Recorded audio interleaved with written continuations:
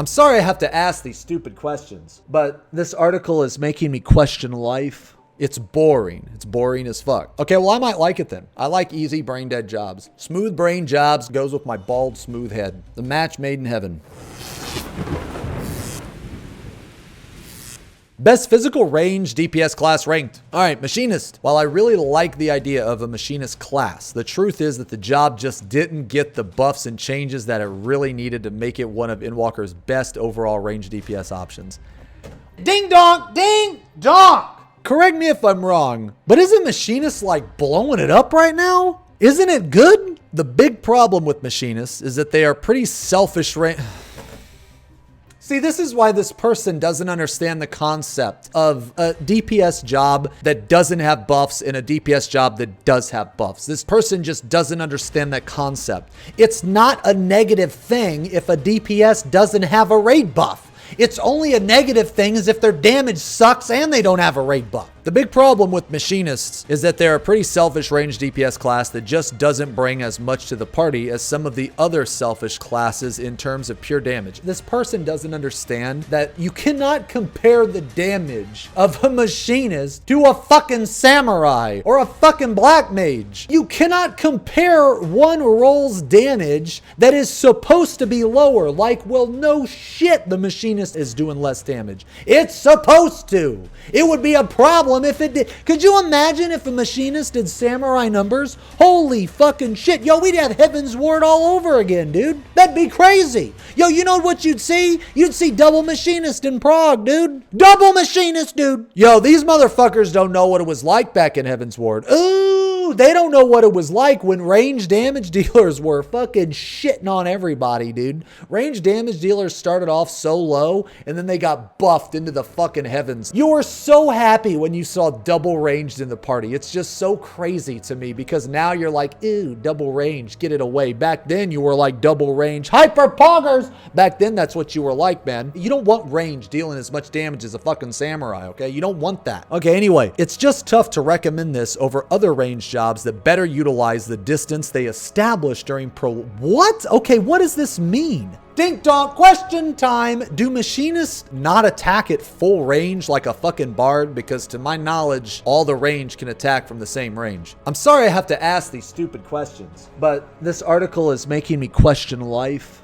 Okay, Machinist is number 3 because it didn't get the buffs that it needed. It doesn't do as much damage as a samurai, and it also has shorter range than the other ranged. That is why Machinist is 3. Think about that for a second. So Dancer, it's appropriate that the Dancer finds itself between the other 2 physical range DPS jobs in 14, given that they're essentially designed to be the middle ground option in this particular group. Okay, I always thought of Bard as the middle ground. Am I wrong in thinking that? And the reason why I think that, let me explain. Dancer is like super dependent on the dance partner and the raid buffs, right? Now, don't get me wrong, Bard has raid buffs too, but it doesn't have the dance partner. In terms of like a utility ability, you're gonna partner someone. You are so dependent on your dance partner. That's the pinnacle, you know what I mean? And then Bard, it brings the buff, but doesn't bring the dance partner or a Bard partner. Bard's a one-man band. It's not like Bard's a bass player, you know? You gotta have the drums or the guitar, you know? Bard's the one-man band. You bring your shit, but you don't need anybody else. The Dancer needs other people. So I figure, like, in terms of, like, what the range need, Dancer brings more, like, raid buff type of stuff just because of the partner. And then it's Bard that brings the buffs, but not the partner. And then it's Machinist, which brings fucking nothing. That's how I always thought about it. So Dancer is apparently designed to be the middle ground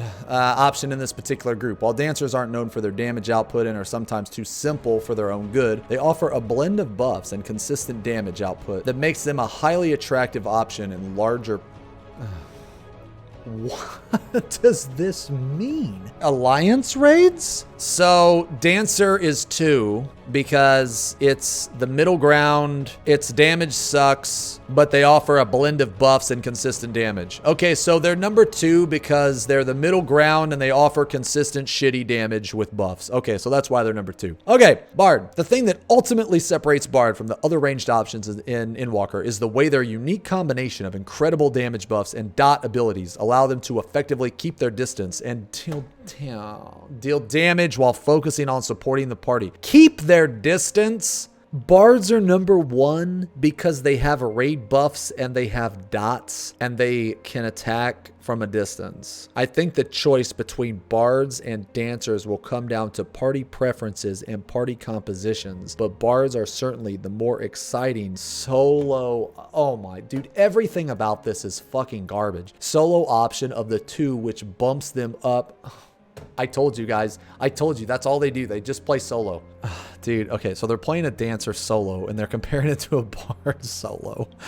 But the Machinist is the worst solo, yes. All right, so bards are number 1 because they have incredible damage buffs and dots. That is a reason, yes, and dots and dot abilities, because for some reason, dot abilities are better than just normal abilities. I guess it's a special way to deal damage, and it's not like the potency of a dot is comparable to, it's just, you know what, they have dot abilities. So bards are the best because they have the best range, they can keep their distance, and they have damage buffs and dots. Oh, and also because they're better as solo. So, Final Fantasy XIV Endwalker, best magical range DPS classes.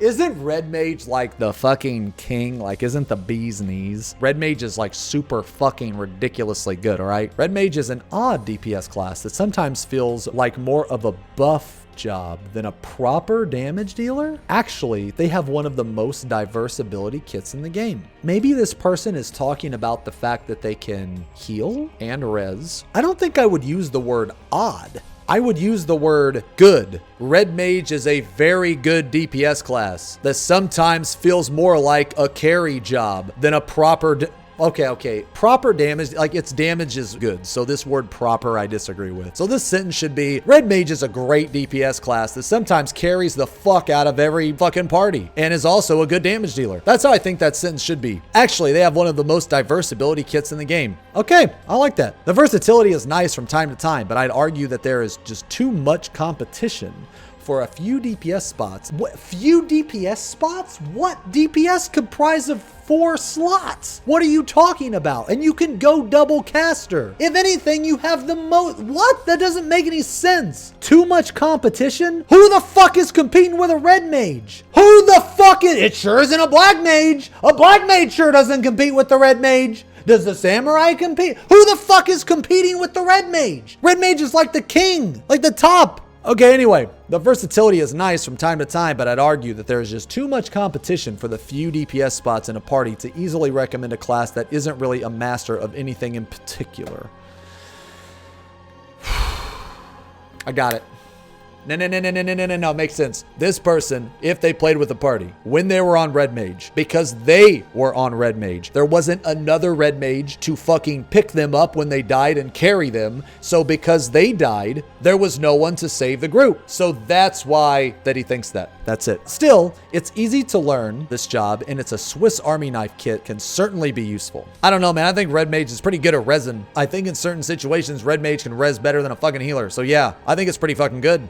So Red Mage is third because it feels like a buff job more than a DPS job. And Red Mage is third because there's too much competition for the few DPS slots in the game. So you can't really recommend Red Mage because there's too few DPS spots. There's only 4. And even though you can go double caster, it's very hard to recommend a Red Mage for that. That's why it's 3. Black Mage. Of all the selfish damage dealers in Final Fantasy XIV, Black Mage just be the most selfish and the most powerful. Definitely the most selfish.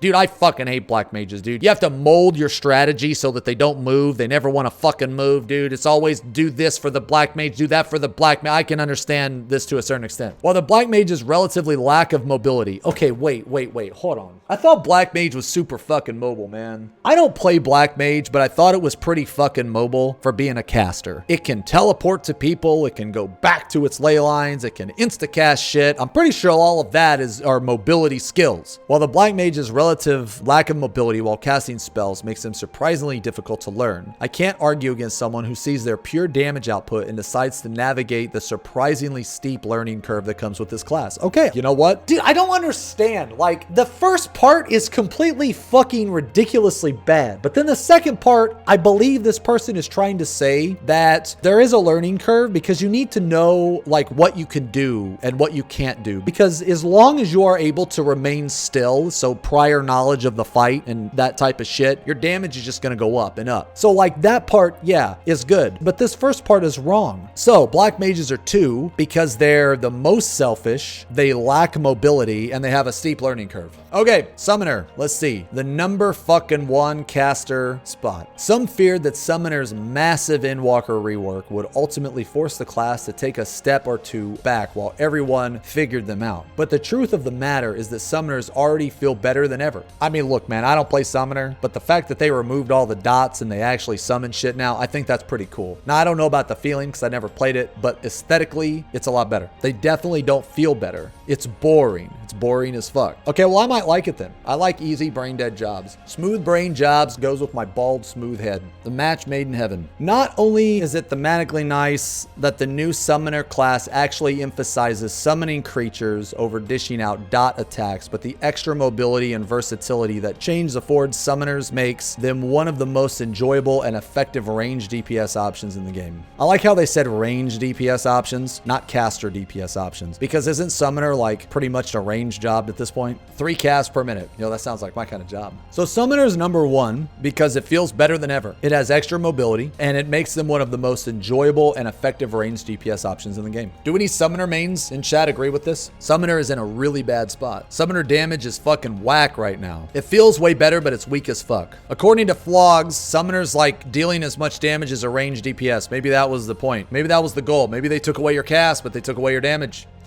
Ooh. Want to be able to cast? Want to be able to have those insta-casts? Ooh, gotta take that damage. Hey man, you can't have your cake and eat it too. Well, this was a nice article. Very nice.